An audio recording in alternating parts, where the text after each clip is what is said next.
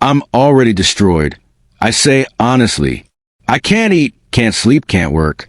I haven't touched my clay in 3 months because every time I try, all I can think about is his hands. At least if I know the truth, I can start putting myself back together. And if the truth is that he felt it too but chose someone else anyway, that possibility terrifies me more than anything else. But I can't keep living in limbo. Then I'll learn to live with it. But right now, I'm not living at all. Riley nods slowly.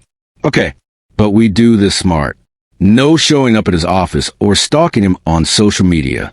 We find a natural way to cross paths. You think I'm letting you face this alone? I've invested too much time in your emotional recovery to watch you crash and burn without backup. Despite everything, I almost smile. Riley Morrison, terrible at emotional vulnerability, excellent at having your back when it matters. There's a fundraising gala next weekend, she continues, for the Arts Council. Marcus will definitely be there. The Chun Foundation is a major sponsor. I don't have an invitation. I do. +1. You hate those things. I hate seeing my best friend waste away over something that could be resolved with one conversation. Riley pulls out her phone. I'm texting my stylist. You need a tux, and you need to not look like you've been living on cereal and regret. Riley, no arguments. We're doing this, Ethan, but we're doing it right. As we walk back toward the gallery district, I feel something I haven't experienced in months. Hope. It's fragile and terrifying, but it's there. The constant tremor in my hands intensifies. But for the first time, it doesn't feel like anxiety. It feels like anticipation. That night, I stand in front of my bathroom mirror and really look at myself for the first time in weeks. Riley wasn't wrong. I look like hell. My hair is too long. My skin is pale from avoiding sunlight, and there are shadows under my eyes that speak of too many sleepless nights. But underneath all that, I can see traces of who I used to be. The man who created sculptures that galleries want to display. The man who wasn't afraid to talk to strangers at art openings. I reach out and touch the mirror, remembering the feel of Marcus's fingers against mine. 3 seconds of contact that rewired my entire nervous system. 1 week, I tell my reflection, 1 week, and then you'll know. The next 7 days pass in a blur of preparation. Riley's stylist works miracles, transforming me from hermit to someone who might plausibly belong at a high-end charity gala. The tux fits perfectly. My hair is professionally cut and styled, and I manage to eat actual meals instead of surviving on coffee and takeout. But nothing can prepare me for the moment I walk into the grand ballroom of the Meridian Hotel and see Marcus across the room. He's even more beautiful than I remembered. Taller, somehow, more commanding. He's wearing a midnight blue tuxedo that makes his dark hair gleam under chandeliers, and he's laughing at something his companion said. A man about his own age with sharp features and kind eyes. David Kim, I realize. The fiancé. They look good together. Comfortable.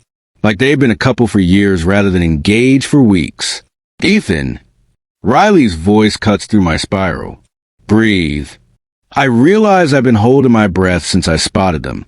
The trembling in my hands has intensified to the point where I have to grip my champagne flute to keep from dropping it.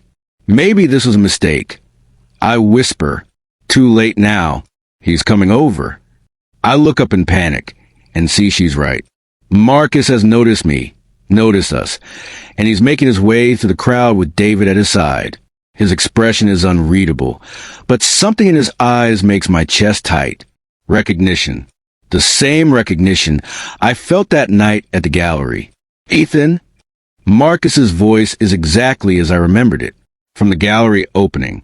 What a surprise. He remembers my name. 3 months later, and he remembers my name. Marcus. I somehow managed to keep my voice steady. Good to see you again. David, this is Ethan. We met at an art showing a few months ago. Ethan, my fiancé, David. The word fiancé hits like a slap, but David's smile is warm and genuine when he shakes my hand. Nice to meet you. David says. Marcus mentioned you're a sculptor? I correct automatically, taking a break at the moment. Artist block, Marcus asks, and there's something in his tone that suggests he understands more than he should. Something like that. The conversation continues for several minutes. Polite, surface-level exchanges that reveal nothing and everything. Marcus asks about my work. I ask about the foundation. David mentions they're planning a spring wedding. I manage to smile and offer congratulations that sound genuine. But underneath the pleasantries, there's an electric current running between Marcus and me. Every time our eyes meet, every accidental brush of fingers when we reach for drinks, it's all charged with the same intensity one remember from that night. And Marcus feels it too. I can see in the way his jaw tightens when I laugh at one of David's jokes. In the careful distance he maintains between us.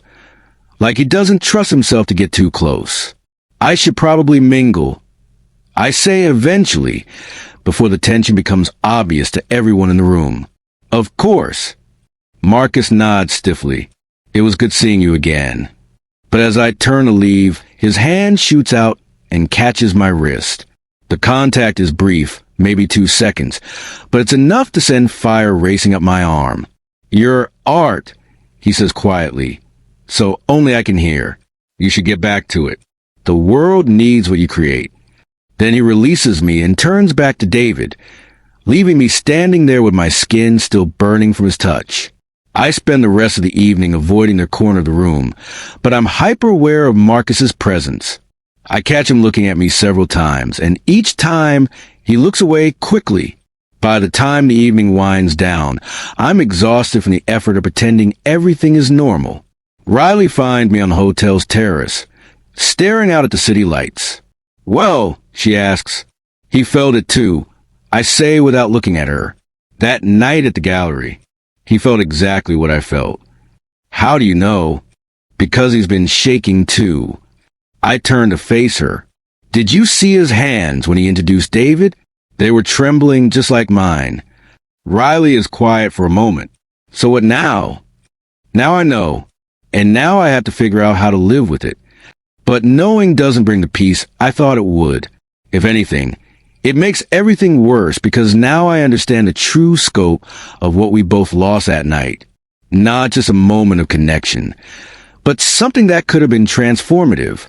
Marcus Chun touched me once, and now we're both shaking for life.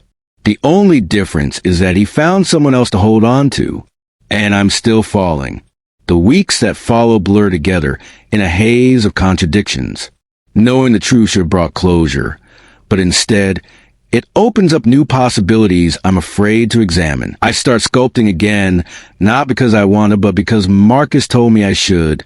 My hands shake as I work, but somehow that translates into a new kind of energy in my pieces. They're different now. More raw, more emotional, less controlled. Riley says they're the best work I've ever done, but I can barely stand to look at them. They're too honest, too revealing. Every curve and angle speaks to the longing I can't quite name. I don't seek out news of Marcus and David, but information finds me anyway. Engagement photos in the society pages. Mentions of their upcoming spring wedding and charity newsletters. They look happy in every picture, and I tell myself that's what matters. But sometimes, late at night when I can't sleep, I let myself remember the weight of Marcus's gaze at the gala. The careful way he said my name. The tremor in his voice when he told me to keep creating. A man who was truly content wouldn't have looked at me that way. The thought is dangerous and selfish and completely unfair to David, who seemed lovely and kind and completely undeserving of having his happiness threatened by a stranger's fantasies. So I try to move on. I go on dates that Riley sets up, smile at the right moments, make conversation about normal things. But every man I meet gets compared to Marcus, and they all fall short. Not because they're lacking, but because they're not him. It's pathetic and obsessive and exactly the kind of behavior I use to judge in other people. But Marcus touched me once, and apparently once was enough to ruin me for anyone else. Spring arrives early this year, bringing with it reminders of Marcus's approaching wedding. I try not to think about it, But avoidance has never been my strong suit. Instead, I throw myself into my work with an intensity that borders on unhealthy. My studio, which sat in use for months, becomes a refuge. I work until my hands bleed, creating piece after piece that I'll probably never show to anyone. They're too personal, too revealing, but they're also the most honest work I've ever done. Riley visits one afternoon and finds me covered in clay dust, working on a sculpture that defies easy description. It's abstract but somehow recognizably human. Two figures reaching toward each other across an impossible distance. "When's the last time you went home?" she asks. I have to think about it. "Tuesday? It's Friday." "Oh." She studies the sculpture with the intensity she usually reserves for closing arguments. This is about him. It's not a question, so I don't bother denying it. They all are, I admit, every piece I've made since the gala. I can't seem to create anything that isn't somehow connected to him. Maybe that's not a bad thing. It's not healthy, Riley. I'm obsessing over a man I barely know. A man who's getting married in 2 months. 6 weeks, she corrects quietly. I stop working and look at her. What? The wedding. It's in 6 weeks. I saw the announcement in the Times. 6 weeks. Less than 2 months until Marcus pledges his life to someone else. And I'm still here creating monuments to a 3-second touch that happened almost 6 months ago. I need help, I say suddenly. Professional help. This isn't normal. Riley, what I'm feeling, what I'm doing, none of this is normal. Love rarely is. The word stops me cold. Love. Is that what this is? Can you fall in love with someone based on one evening of conversation and a single touch? I don't love him. I protest. I don't even know him. Then what do you call this? Riley gestures at the sculpture, at the dozens of other pieces scattered around the studio. What do you call the way you completely reorganize your life around the memory of one night? I don't have an answer for that. Or rather, I do, but I'm not ready to say it out loud. Because if this is love, if I somehow fell completely, irrevocably in love with Marcus Chan in the space of one evening, then I'm even more pathetic than I thought. He made his choice. I say instead, he chose David. Maybe he chose safety, Riley counters. Maybe he chose the easier path. And maybe that's what he wanted. Maybe David is exactly who he's supposed to be with. Maybe. But you'll never know unless you ask. The suggestion hangs in the air between us like a challenge. Ask Marcus. Confront him directly about what happened between us, about the choice he made, about whether he ever thinks about me. I can't do that to David. I say, finally. He doesn't deserve to have his relationship questioned by some stranger who's projecting fantasies onto his fiancée. And you don't deserve to spend the rest of your life wondering what if. She has a point, but it doesn't change the fundamental reality of the situation. Marcus is engaged to someone else, to someone who, by all appearances, makes him happy. My feelings, whatever they are, don't get to override that, but they also don't get to disappear just because I want them to. That night, I stand in my apartment and stare at my reflection in the dark window. The shaking in my hands has become so constant, I barely notice it anymore. But tonight, it feels different, more urgent. 6 weeks until Marcus's wedding. 6 weeks to figure out how to let him go. Or 6 weeks to find the courage to fight for something I'm not even sure exists. I close my eyes and let myself remember that moment in the gallery. Not the conversation or the gradual building of attraction, but that final touch. The moment when Marcus's fingers found mine and the entire world shifted on its axis. He felt it too. I'm certain of that now. The question is what either of us is willing to do about it. Outside my window, the city sparkles with a million lights, each one representing a different life, a different choice, a different possibility. Somewhere out there, Marcus is probably lying next to David, planning their future together. And here I am, still shaking from the memory of a touch that lasted 3 seconds. Marcus touched me once, and now I'm shaking for life. The story could end here, with me accepting defeat and learning to live with a constant tremor of unrequited longing.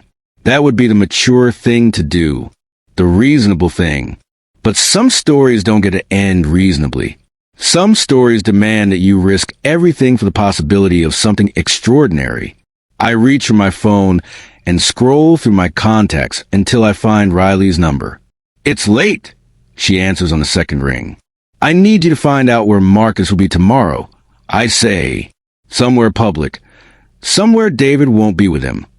"Ethan, I need to see him. Alone. One conversation, and then I'll let it go." There's a long pause. "Then, you're sure about this?" "Am I sure? No. I'm terrified. But I'm also tired of living in limbo. Tired of shaking from a memory of something I might have imagined." "I'm sure," I lie. "Okay," Riley says. "Give me until morning."